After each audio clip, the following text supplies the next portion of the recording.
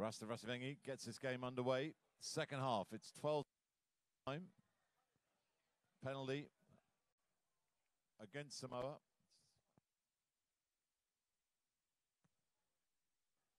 Yawning gap out wide.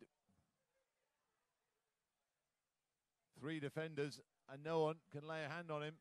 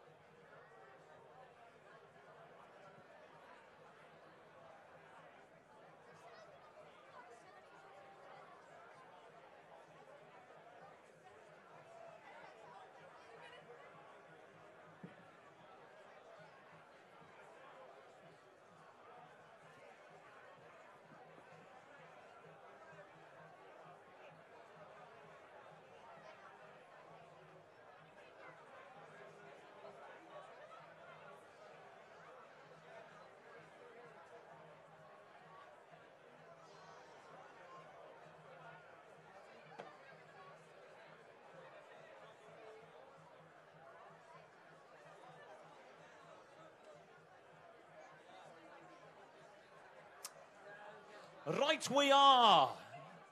Customers of HSBC, thanks so much indeed for joining us down here. You are in the Premier Suite, in case you needed any more reminding. Basically, this is the best party at the Emirates Airline Dubai Rugby Sevens. We're into the final afternoon of action. We've got plenty of action for you here, and we've got another Q&A a little later on. So, what do you need to know? You need to know the hashtag up there. Hashtag HSBC Sevens if you are taking a selfie. If you're on social media, do use the hashtag, or of course the handle at HSB_sport if you are involved online at the moment. 2 rugby ambassadors, microphone going out there, so keep your questions in mind. To that end, we've also got Facebook Live up there. Facebook Live for the tens of thousands They're watching on from afar. They're green with envy because they can't be with us here today. And talking of green, we've got two men who wore green with aplomb on fields around the world. Is there anybody from South Africa with us here today? These lads. Whereabouts in South Africa are you from? Johannesburg. You're a Joburg lad, are you? Cape Town. Cape Town lad. Okay, so we've got some good representation from South Africa. Any Irish with us here today? This one here. Whereabouts in Ireland? Wicklow. Wicklow lad. Okay, who else is from Ireland? They're down here. Whereabouts in Ireland? County Armagh. Good to have you guys with us, and you've got two of your finest here. The HSBC Rugby Ambassadors are with us here today. So please put your hands together. Two men who have been there, done that. They've just won about everything there is to be won. From an Allen Challenge Cup, Six Nations, numerous times, Grand Slams, all the way up to Rugby World Cups. They are, of course, our HSBC Rugby Ambassadors. One is the second most capped player in rugby union history. The other is the second all-time test try scorer in history of rugby. Please make some noise for the two Bryans. Bryan with an I, O'Driscoll, and Bryan with a Y, Habana.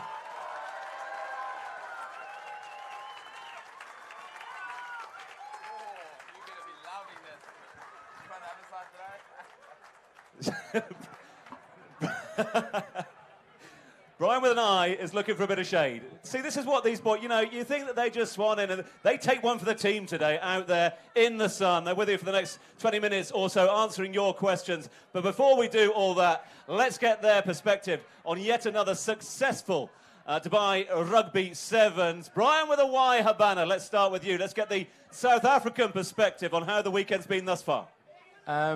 I think it's absolutely great to be in Dubai for the first time, getting to watch the Sevens. I think even though I want to get an invite next year, I'm possibly not going to go watch the Blitzbokke play.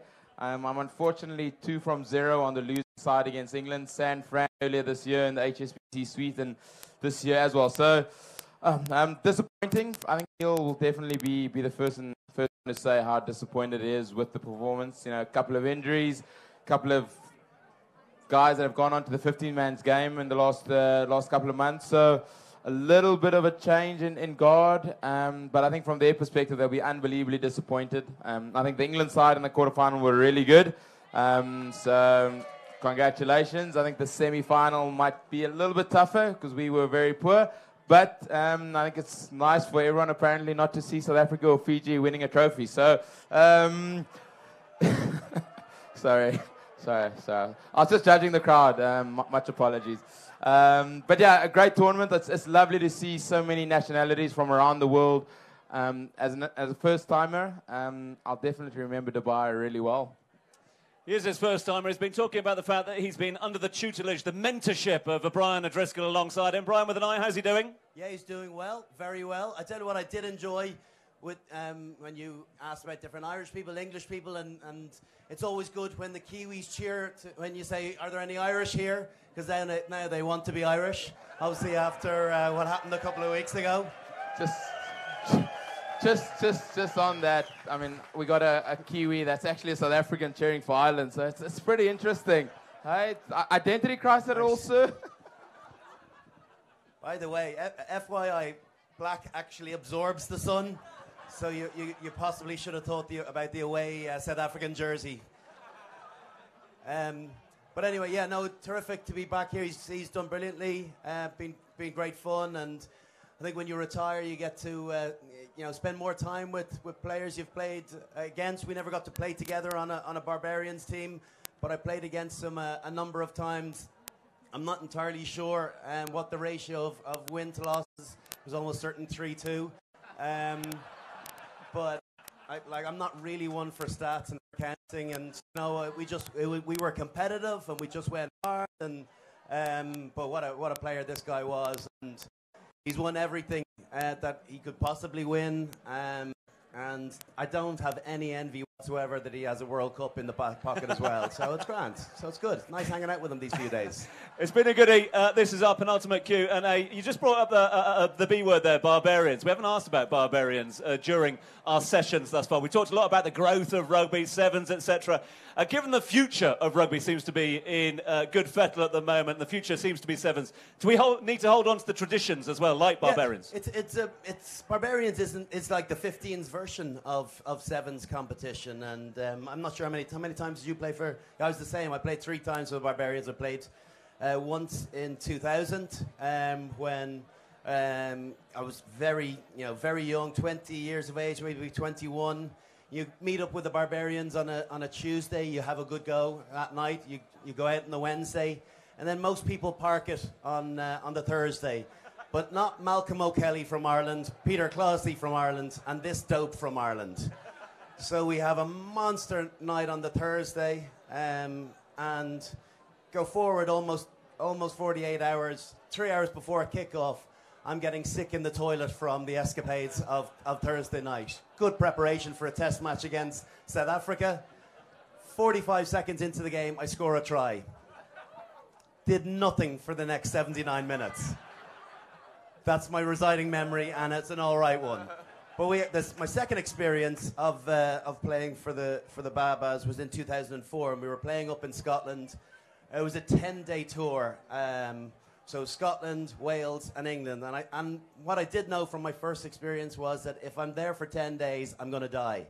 So I played in Scotland. I told them I had to go to Germany with Adidas for a few days, and then I'd come back and play in the England game. They were happy enough with that. So anyway, we're up in Scotland, in St Andrews, and Prince William is up there studying.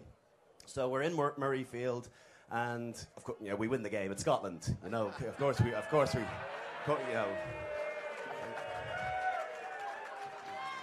I think like 4 or 5 went to the sin bin. It didn't really matter.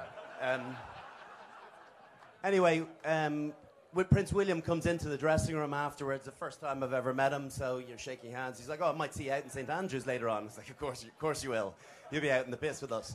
So anyway, we're in a bar, and I'm having a conversation. I'm trying to chat a girl up at the bar, and she's kind of talking to me like that. And not in a positive way. I was getting a lot of back and bum, and it wasn't a favourable back and bum. So it was really not going anywhere.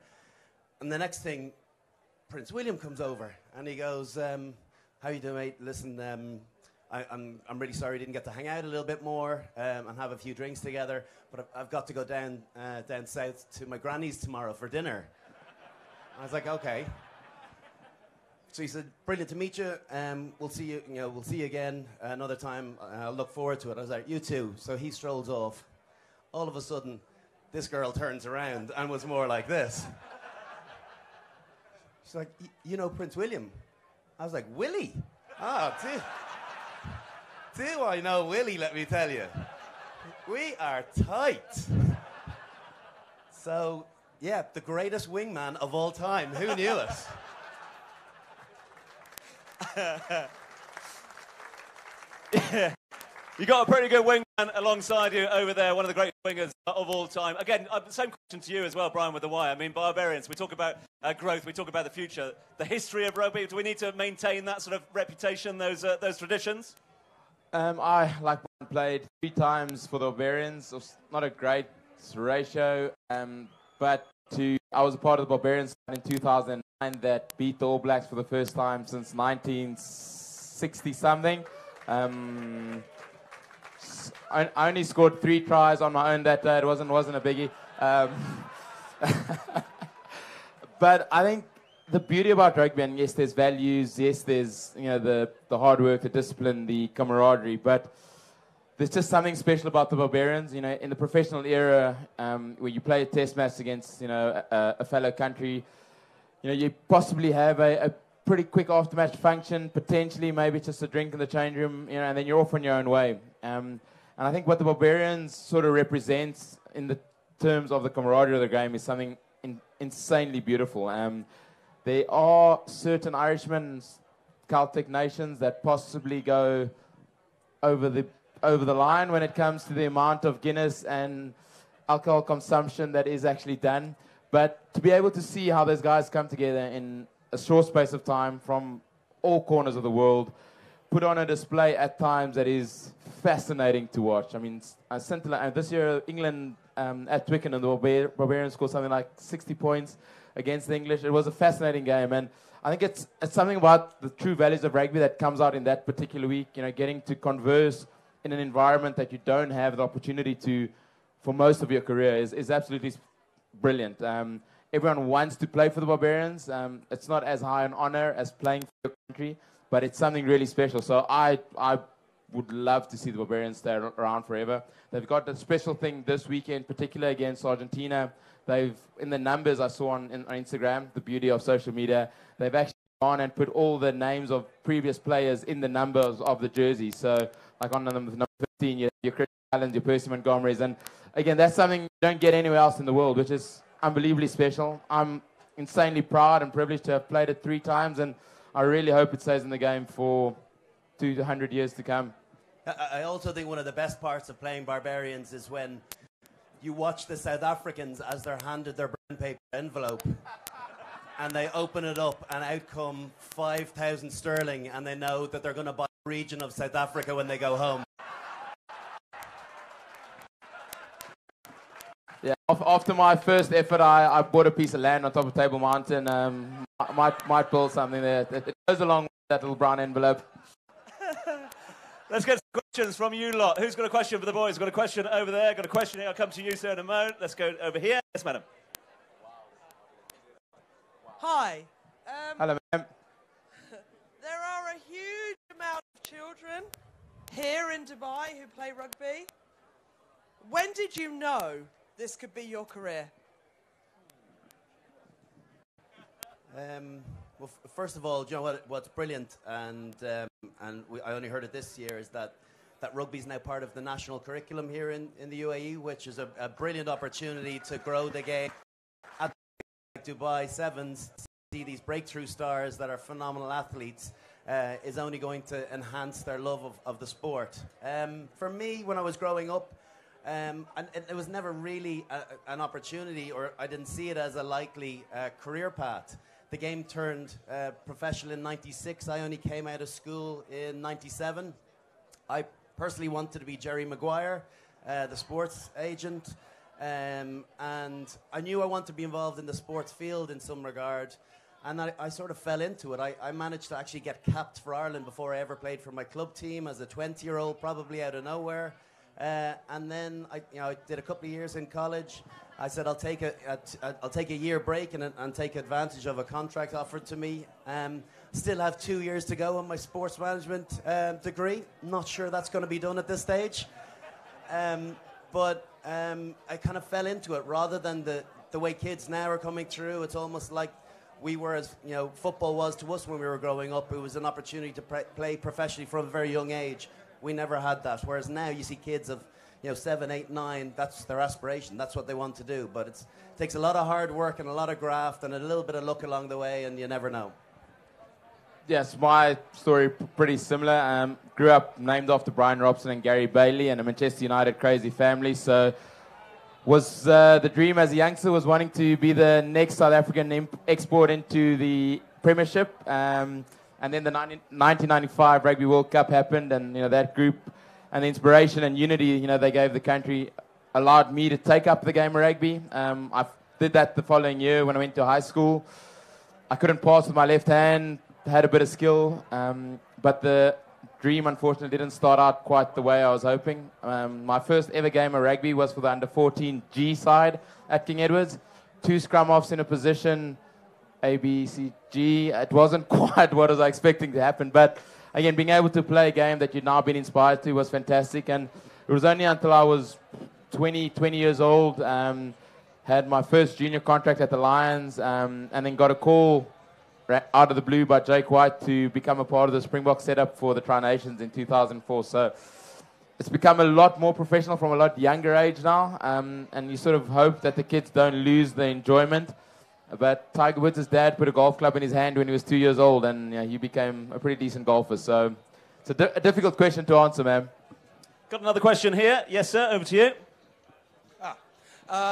Bod, I guess this is kind of mainly for you, but I watched your Shoulder to Shoulder, which was just an amazing bit of sporting journalism, and great show. And it sort of talked about the reconciliation. Are people, sorry, before you said it, are people illegally streaming that here? Well done, you. Well done, you. Yeah, of course. Well done. I wasn't, obviously. But and it talks about sort of political reconciliation. Have you forgiven Tana Umaga yet? Oh, you missed it. You missed it a few weeks ago before the All Black game. As part of, and I think it was a brilliant piece of marketing by Guinness. They wanted to. It was the Guinness series that we were. The November Internationals are called. So Guinness flew Tana over, and we did a proper reconciliation for the world to see. We had met each other on a number of occasions. We put it to bed a long time ago, but this was a great opportunity for us to hang out. We were actually quite friendly before '05, and you know, we probably both dealt with it the wrong way, and it festered on for years and years, and it was good, albeit 13 years later, to finally put it to bed for everyone to see. So sometimes in life, you wish scenarios didn't happen. I've got great memories from the Lions, but disappointing ones as well. But you got to park things at some stage and move on. And I got a text message from him a couple of Saturday nights ago saying, "Congratulations, bro. I owe you a pint," which he does after the Irish victory. So yeah, no, all's good. We've got a question down here. This little man has had his hand in the air the whole time. So over to you, sir. What started you to play rugby, and how hard did you have to train once you got into it? Seeing that you got a South African jersey on, I'll go first. Yeah, I think for me, the watershed moment in my life came in the 1995 Rugby World Cup final, World Cup tournament. I'd never played the game before. My dad had played. I sort of understood it a little bit. But my dad took me out of school for the first time ever. We lived in Joburg. We took a road trip down to Cape Town to watch the opening game of the 95 Rugby World Cup, where South Africa played the then world champions, Australia. Peter Hendricks' famous score in the left-hand corner. I sat there as a 12-year-old youngster, seeing how this group of men not only inspired, gave back hope, but unified a nation. As the tournament went on, we went to the quarterfinals as a family, where Chester Williams famously scored those 4 tries against Samoa. Following week, jumped back in a car to go down to Durban to that rain-drenched semi-final, where the French still believe they scored a try in that last 10 seconds, but as South Africans, it was no ways a try. And then I was one of the fortunate few 63,000 to be in Ellis Park the day Joel Stransky kicked that drop kick over. Nelson Mandela, the late Nelson Mandela, walked out there with a 6 Springbok jersey on his back and handed Francois Pienaar that cup called Bull. And Francois' famous words was that it's not for the 63,000 in the stadium, it's for the 43 million in South Africa. Sort of resonated with me as a 12-year-old youngster to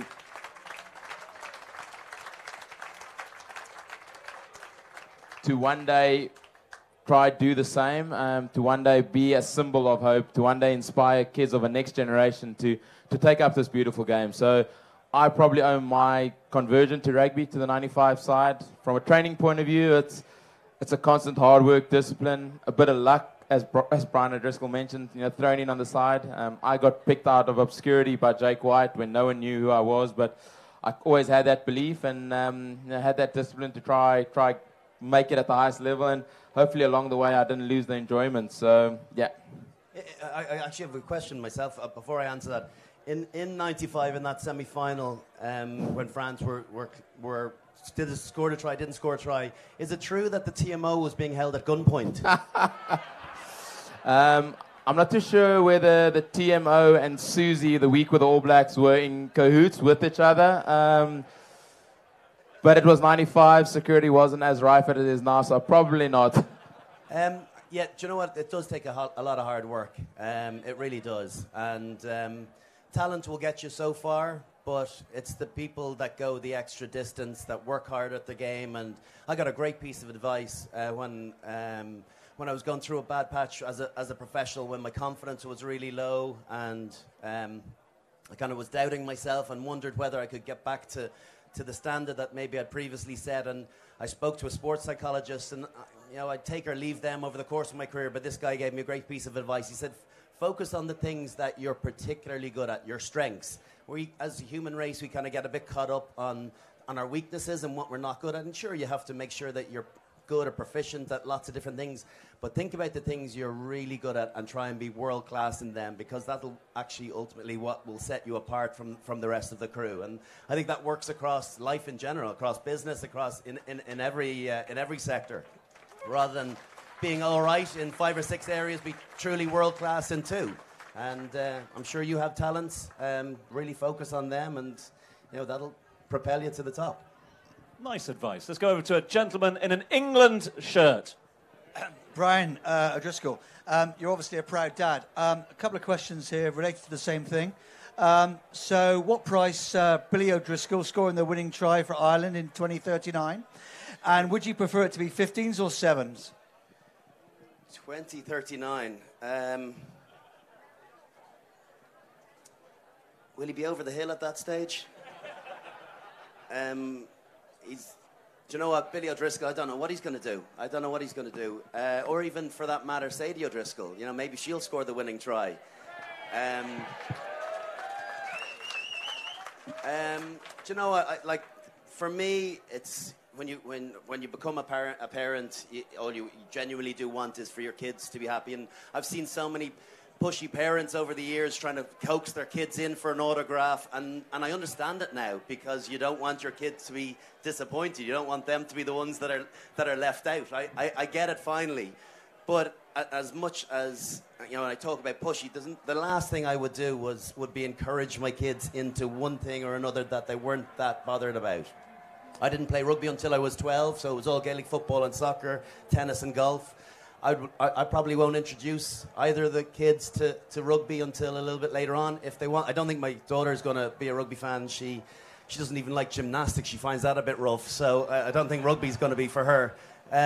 But my little fella, he likes ball sports. But Gaelic football, I think, will teach him hand-eye coordination, and maybe later on, and as he develops, if he has a passion for playing the game, or likes watching it with me, if he decides that's the game for him, well, so be it. But yeah, I see so many pushy parents on the sidelines, and I had a very, very positive father, but ridiculously vocal, and I would say excessively vocal, and it has made me I will be a silent parent. The occasional bit of praise here and there, but I am not going to be telling the referee where he went wrong. So, well, I will, but it'll be under my breath. Another question down here. Yes, madam. This is for both of you. What was the hardest or biggest tackle you've ever received?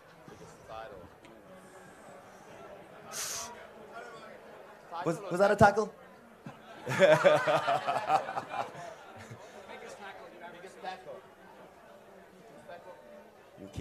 There's a family crowd. We'll keep this clean, yeah? Sounds so dodgy.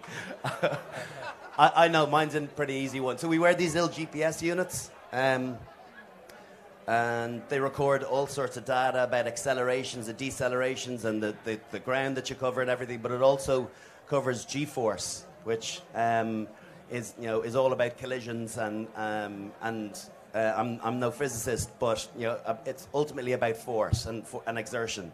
And I got hit by Scott Williams about 4 or 5 years ago in a tackle that clocked up 27 Gs, which is probably the equivalent to a medium to very strong medium-sized car crash. And he hit me square in the sternum, and the only reason that I genuinely thought it was all over. The doctor came running out, and he started shouting, head injury, and it took me about 90 seconds to say, shut up, I'm just winded, because I could not draw a breath. He hit me so hard that I landed back on my backside, and both of my arse cheeks were black and blue right up my back. And let me tell you, this is not a small bum, so that is a lot of bruising. He also broke his collarbone in the tackle. So one of us played on. I didn't make that much of a big deal about it. But yeah, ferocious shot. He saw the play coming. He knew what he was doing. He caught me square. An unbelievable shot. And we still joke about it. It was the most ferocious tackle that I've been on the receiving end of. Yeah, mine was, I didn't have a GPS in my pack, so I can't give the exact stat, but I sort of got blindsided by Ali Williams in Auckland. So the ball came from the right-hand side, and this 2.008 meter, 125 kilogram lock just sort of leveled me. I actually don't think I stayed on the field like Bryan. I think the reason I'm so fast is because I try to run away from the big people. I know how hard they are, and I know how heavy they are when they fall on top of you. So, yeah, Ali Williams has got that one for me. Right, I can't deny this little fella down here because he's had his hand in there the whole time. Come on. Who's your question for? That one. That one over there, yeah? Okay, just say Bryan, they'll get it. What's the best scoreline you've ever had? What's the best what? Scoreline you've ever had. The best scoreline you've ever had. Good question, thank you. Scoreline I've ever had. Oh, good question. I'm not entirely sure. I think we clocked up 100 one time in a Leinster European Cup game. I scored a hat trick that day. Myself, you're not the only one up here scoring hat tricks, by the way. I should have scored a fourth, except Rabini Kaukanabuka slapped the ball out of my hand. But I intercepted the third one. I'd been sick all that week. I'd had a bit of flu, and my third try, I intercepted it on the 22. I read a pass going back inside. And immediately on catching the ball, I'd regretted it because there was 80 metres still to go. So, I started charging off, and Rabini Kaukanabuka came running across. And I was about 40 yards ahead of him, and he stopped, basically stopped, or he pulled the handbrake up. And then at that stage, the lads used to call it the parachute came out, where I started, getting tired, and the arching went in. And he realised I was in quicksand, so then he started accelerating again and tried to slap the ball out of my hand. But I went back to halfway and had a drink of Lucasade and vomited my whole dinner up. And then tried to, on the sly, spray some water over it. So I was pretty conscious of not getting tackled in that part of the pitch again. Got another question over here, and then we're going to get the guys down to do some signing straight after that. Yes, sir. Right, so going back to the Barbarians, and you understand how it's important to keep the spirit of rugby teams alive. I play for the Cairo All Crocs, but we talk about the British Lions. Bryan, I was lucky enough to watch you play against them in 2009. Bryan, you were injured for the last game, I think. That was the one I was there for. I actually played on the British and Irish Lions. Is that a different team that you're talking about? That's what I was talking about, the British and Irish Lions. I flew all the way to South Africa to watch you play, and you faked an injury, apparently, so you went home. How important is the British Lions to world rugby, and all the people that talked about it shouldn't be part of the rugby calendar? What do you say to them? I don't actually think the British Lions is that important at all, but for me, those British and Irish Lions, that is a vital, vital part of professional rugby being carried forward. Yeah, it is. We spoke about it yesterday, and there's a player, Nathan Sharp, who played for Australia, I think 112 times or somewhere there. He never played against the Lions. So he got capped in 2002, and his career ended in 2012. So accumulating that many caps, but not actually getting to play the Lions. So for the touring country, it's very, very special. I'll let Bryan talk about that. But from our own perspective, to be amongst the best, 35, 36 players. If Clive Woodward is coach, the best 75 players in Britain and Ireland in that given year is a really, really special and unique thing. And it's the thing I enjoyed most about the Lions was going training. It's you get nervous for games, but it's strange feeling nervous for training every day because you have to be on your game because there's players there that can make you look silly. And that is a really, really exciting part of being on Lions tours. Eventually got to win a series. It was reported the week before the third test in Australia in 2013 that if Bryan O'Driscoll loses the game at the weekend, which I wasn't playing in, so I couldn't have been responsible for that anyway, he will be the most unsuccessful Lion of all time. Sure, it wasn't a tag I was mad on. So thanks be to God, we won the series, and I eventually did become one series winner. I definitely echo Drico's, Drico's thoughts about the Lions. I think as a Southern Hemisphere player that only gets the opportunity once every 12 years to have that opportunity to play against the best in the Northern Hemisphere is absolutely fantastic. I think from an actual Lions tour perspective, the games are fantastic. But I think for me, on the other side of the coin, seeing the impact the British and Irish Lions had in terms of going into the communities in South Africa, in terms of planting.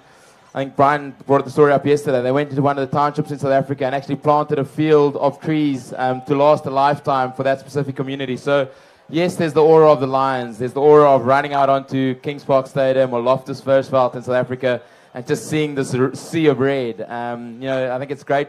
It's very cheap for the British and Irish Lions coming to South Africa, so I don't think you guys are going to complain. But I think the lasting legacy of what they actually do off the field is almost, for me, a lot more important than the actual on-field stuff. It's absolutely fantastic, and a lot of the public doesn't actually see that. They're on there for an 8-week tour, and they're probably doing at least 1 or 2 days a week, going into the communities, uplifting grassroots level, making a difference in the countries they're visiting, and I think that's, for me, is something truly pure and should stay with the Lions for a very long time. Big thanks to all those tuning in on Facebook Live. These boys have been out in the sun far enough. I know we haven't got to all of your questions. Apologies for that. The guys are kindly going to do a signing down here to our left in just a few moments' time, so feel free to come on down there and throw some questions, get something signed. We'll be back here at 5:30 for one last hurrah. But for now, please put your hands together for the two Bryans, Bryan O'Driscoll and Bryan Habana. Just a quick update that the bar will be closing at 3:30 for a refill, so make sure you fill up before then. The area will also be clean, so 3:30 will be closing up on the bar, only for momentarily. We'll be reopening, fully stocked and ready to go again. We're open till 7:30 down here, last orders at the bar at 7 p.m. this evening. Do enjoy the hospitality of HSBC. Together we are doing this one today. Thank you very much indeed for being with us, and I've said we'll be back on here on the main stage with another Q&A, so if you didn't get your question in this time, opportunity at 5:30 this afternoon, live here on the stage with The Life of Bryan.